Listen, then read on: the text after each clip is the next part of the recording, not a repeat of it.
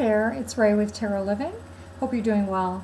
I just wanted to actually do a review on the Pagan Tarot Deck, which is a wonderful deck and worth taking a look at, by Gina M. She created the cards several years back and then did a follow-up book in 2010 that was published. So it actually comes in a kit now, and I think they've repackaged it. So it comes in a kit with a magnet on the side, and it's a nice place for your cards inside. And you can get it, I think, from Amazon or wherever for about $25 or $30. So I wanted to do a review on this deck for a couple of reasons. First reason is that it's just not that easy to find decks that have modern images to give you just a really different viewpoint of each card. So I have not found that many, and this one does that. So I think it's fantastic for that reason. And the second reason is that I just haven't found very many reviews online that are very detailed. So I wanted to do that. So the first thing I wanted to talk about is really just the whole premise of this particular deck. So Gina's really premise is that she's taking a look at somebody who's in, Wiccan tradition. So you've got kind of the witch or the character that runs through all of the cards, and through the minor arcana, she's actually going through various experiences in life. So it's really about the modern person going through life and experiencing and growing and learning. And the one of the interesting things, and I'll get into it later, is she's really looking a lot at the experiential level of an individual, and she looks at that through the court cards. So kind of a different take, and I think incredibly worthwhile. So the first thing I want to do is go through a few of the cards that I think either have great images or wanted to tell you about some of the meanings of them. So here, for example, is the Empress Card. So you can see a totally different modern viewpoint of that. I think it's beautiful. So she talks a lot about just really being the great nurturer in life and utilizing that kind of nurturing energy. So I think that's a great depiction of it. Another one that I wanted to show you is the Lover's Card. And I think this one is really neat because you can see at the top of the hill, she's got to one side of her child and her mother, and the other side she's got her coven that's walking away.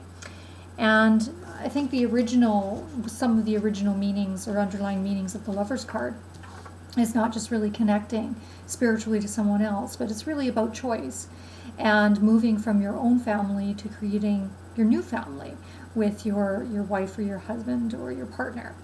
So in this particular card, she really talks a lot about that choice, and she describes it as the fork in the road. And it's really about learning and growing. So you've got a fork in the road, and in order to learn further, you need to make a different decision or make a decision that's right for you. So here is the Strength card, which I think is beautiful. But what's really great is that her description in the book about the Strength card is about somebody who is very centered in themselves. And so it's not just about actually being able to tame or have inner strength, but it's really about having that centered wisdom so that you are actually drawing to you universally. You are drawing to you everything that you need. And so for her, she talks about that drawing to you, and she's depicting it through the animals who are just naturally inclined to being drawn to her because she's very centered. And I thought that was really quite beautiful. Here's another one that's interesting. This is the Temperance card. And so the Temperance card really is a depiction about our balance that we need to find between our spirituality and our physical life, which is our work and money. And you've got a pentacle on the wall, and then she's got a little infinity sign that she's circling with her finger in the middle of the card. I don't know if you can see that. So she talks about that in that card. And here's one that I just like in terms of the imagery. So it's the Six of Swords. So instead of the typical imagery, she's actually got a burning building behind, and so you're leaving something from one place, and sword being a state of mind. So you're really leaving one place that has some level of angst or turmoil or choppy waters, and moving into a calmer place. So I thought her depiction was excellent. Eight of Chalices, which is great, and the person is leaving. She's got a backpack on, and she's actually going to leave. And I think this is brilliant because she talks about that, you've already developed and gotten to a certain point where you have, relationships, I'm sure, in your life, and you've got an emotional maturity. However, in order to grow beyond your comfort zone, you need to put on your backpack and sort of make the decision to go to the next level or go to the next place. And I thought that was really brilliant as well. So those are a few of the cards that I think are just really interesting. Now I wanted to go through some that have very different meanings very quickly. So here's the Hierophant card, and her depiction or understanding or meaning of the Hierophant card. She talks a lot about, there's actually, I've got to do it the right way. There's a little priest up there, and then we've got burning books down below, and the witch is actually right in the corner there looking on.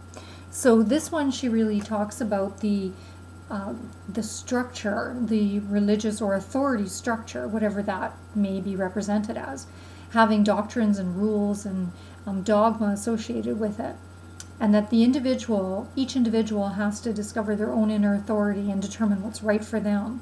So it's all about, that other people, the status quo wants to kind of control, and authority wants to control. However, you have to make the choice yourself to not necessarily be controlled and to be able to move forward and to do your own thing of whatever you think is right for you. So I thought her description of that was great. And here's the wheel, which is the Wheel of Fortune. Favorite card in the deck.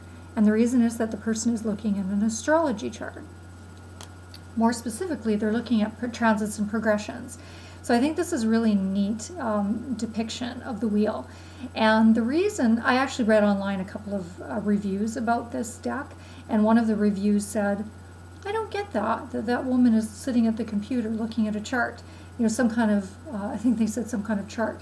But really, she's looking at the astrology chart, and Gina is talking about progressions and transits. So when you're looking at astrology, when you're born, you have a natal chart which shows the planetary positions the moment that you're born. Transits and regressions are taking a look at the current planetary positions and how they impact your birth chart. So it makes aspect to and makes angles, and it goes into certain houses of your natal chart. So the transits and progressions really speaks to the flow and the cycles of nature, and how things are on an upswing and things come to a downswing, and just really the way that the Wheel of Fortune is depicted in many cards, and that everything is always changing, everything's in flux. And so I thought that was brilliant that she had someone looking at an astrology chart. So I love that one. And this is the Chariot, and she's had a few reviews on why is the Chariot, depicted as a broken down car. And true enough, it is. However, her viewpoint of the Chariot, and I think of a lot of the cards, is that you're really learning, I think, to embody that particular energy or that particular understanding. So the Chariot, of course, typically would mean, success and will and the power of intention and being able to really focus your energy and accomplish something.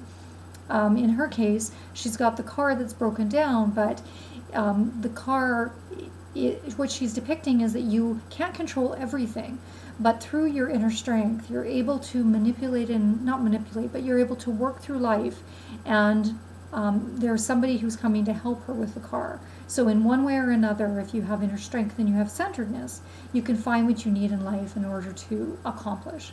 And so I think that's what she was really getting at with the Chariot, having the broken down car. And then there's a couple of cards that are just very different, probably maybe from 2 to 5 of them.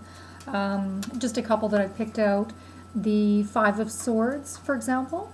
She actually talks about that is that you are with a friend, and that together, when you stand strong, you are able to succeed and defeat and have success. So she actually brings in another person into the equation, and then talks about it being a very positive outcome always. So that's a little bit different. And then we've got the 7 of Swords, which is quite different.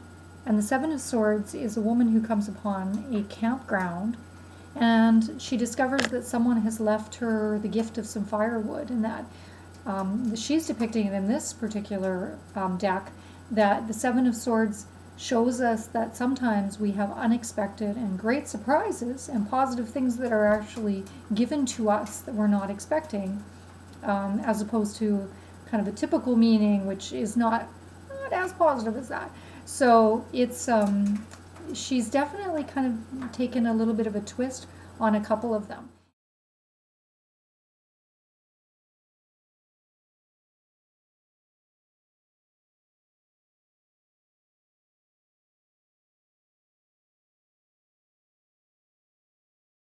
I wanted to just actually go into the court cards very briefly, and I'm going to say a couple of things about the court cards. First of all, I thought it was brilliant the way that she depicted it. The court cards are not just kind of characters, but really just at an experiential level. So you have the novice, which is the knight, which is just learning something and is able to focus his energy and to go out and accomplish goals, but he's just learning his craft. The initiate is the queen, so she has learned a great deal. She's come a long way. There's more work to be done, but she's really mastered that particular element to a great degree. And then there's the elder, which is where this really shines. The elder represents the king, and that is that you're at the end of really your learning cycle, and that in order to learn and grow any further, you actually have to teach and give your experience to somebody else and to counsel and to guide somebody else. And so I thought that was really brilliant. And I don't know if I'll ever look at a king really the same way again, because although I've read about the experiential stages of, page to the king, the way that she talks about it in terms of the elder, I just really could relate to that, and I thought it was really great. The pages are depicted as what they call elementals, which is really a pure form of the element or the suit. And that's fine. Symbolically or imagery wise, I can't really relate to the elementals, and I think some other people I've read online, it's not the best depiction of page that I think I've ever seen. However, that's okay. It's every card deck has things that you like and things that you love and things that you're not so sure about. So the pages, not so sure about. However, overall, this deck is 2 thumbs up. I've used it many times, and it has great modern images. It really talks about the experience of life and the flow of life and moving through and experiencing and learning and growing. And I think that it has so much to offer. So stay tuned for a look at all of the cards, and thanks for watching Tarot Living. Take care.